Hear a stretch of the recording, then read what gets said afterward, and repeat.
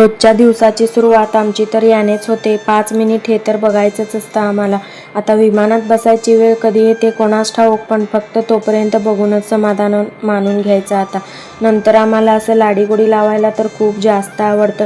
आज हे सुट्टी घेतले होते म्हणून म्हणलं घरातला किराणा वगैरे संपलं होतं, तेच भरून घ्यावं म्हणून आम्ही मस्त असं आवरून बाहेर गेलो. हे असले की मला सगळं काही नीट घेता येतं, नाहीतर शिवांश मला नीट काहीच घेऊ देत नाही. त्याच्या मागच पळावं लागतं फक्त. म्हणून मी काही आणायचं वगैरे असलं की यांना सुट्टी असल्यावरच आणत असते. मग कसं सगळं छान घेता येतं, काहीच टेन्शन नसतं. हे शिवांशला बघतात मी सगळं घेईपर्यंत.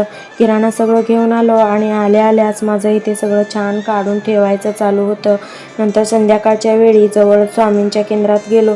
शिवांश बघा किती छान दर्शन घेतोय. मस्त दर्शन घेतलं, थोडा वेळ बसलो.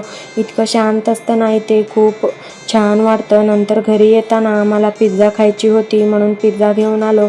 मस्त अशी. आम्ही शिवांशला असलं काही जास्त देत नाही, कधीतरी चालतं असं काही. आता आपण पिझ्झा त्याचा सेकंड टाईमच आहे, फक्त 2 वेळा खाल्लाय तो जन्मल्यापासून. बास. मी त्याला घरचंच सिम्पल असं सगळं करून खाऊ घालत असते. आणि येताना जांभळं पण आणले होते, ते पण आम्ही मस्त एन्जॉय केला. आणि असा होता आमचा आजचा दिवस. भेटू आपण उद्याच्या व्लॉगमध्ये. तोपर्यंत बाय बाय.